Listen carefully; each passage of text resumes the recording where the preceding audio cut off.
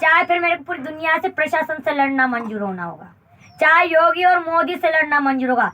जिस गड्ढे पे मैंने गुफा बना दिया उस गुफा में मैं घुस गई तो मोदी का बाप या मयू आके मुझे कहते तू चलिए आते निकल, तो मेरा नाग देवता उसको छोड़ेगा नहीं, क्योंकि उसमें मेरे गुफा में गड्ढे में मेरी साधना होगी। जिंदा लाश बन के लाश को भगा दो, कहाँ भगाओगे लाश को, कहाँ भगाओगे? कब खोदोगे गड्ढा? जब मेरा मर्जी बोलेगा। मैं मोदी योगी सरकार से मिलना चाहता हूँ और मैं चाहता हूँ कि गड्ढे में जहाँ पे भी मैं मंदिर बनाऊं तो ये नहीं कि छोटे मोटे मंदिर करके हटा दोगे। गड्ढे में मेरी समाधि लगेगी, उस समाधि को किसी ने हटा भी दिया है, माँ कसम भवानी पहले उसकी मौत करवा दूंगी, पहले उसकी मौत, उसके बाद गड्ढे को हाथ लगाए। और जिसने भी मेरे खोपड़े को हाथ लगाने की कोशिश करी उसकी वाट तो पहले लगा दूंगी, क्योंकि मेरे हाथ में तुम्हारा कमंडल रहेगा, सिर्फ मेरे हाथ में। तो समाधि कितने दिनों चलेगी ये?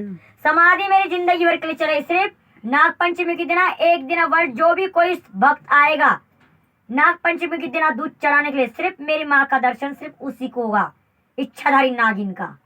जो बोलते नहीं इच्छाधारी नागिन क्या होती है? क्या होती है? देखा नहीं कभी, देखा नहीं कभी।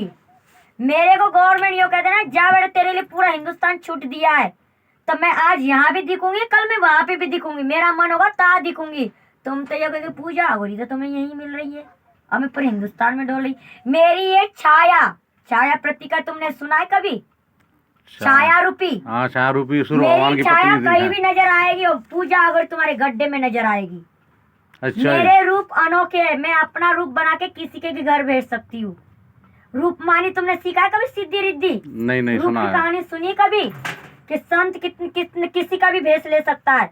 और अपनी छाया प्रति, जैसे सीता माता को रावण हल करके नहीं लेके गया, रावण को सिर्फ सीता माया की छाया थी ना, उस पर छाया लक्ष्मण की रेखा लगी थी और सीता माता पे उसका कवच छाया।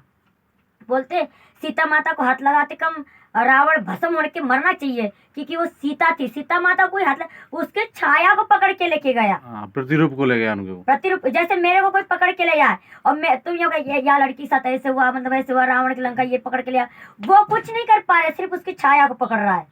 कोई जो भी इंसान मेरे को टॉर्चर कर रहा है मेरे सिर्फ छाया प्रति को कर रहा है, जो मेरे नाग माता के कवच पे कर रहा है, जो मेरे लोड़ी माता पे उसका कवच लगा हुआ है। जो भी मेरे को टच करेगा, छुएगा या मारेगा या पीटेगा, उसको लोड़ी माता बंगाल की विद्या से भस्म करके मार देगी। और जो भी मेरे को टॉर्चर कर रहा है ना, वो उसका भाग्य किसके ऊपर टॉर्चर कर रहा है? एक नाग माता पे।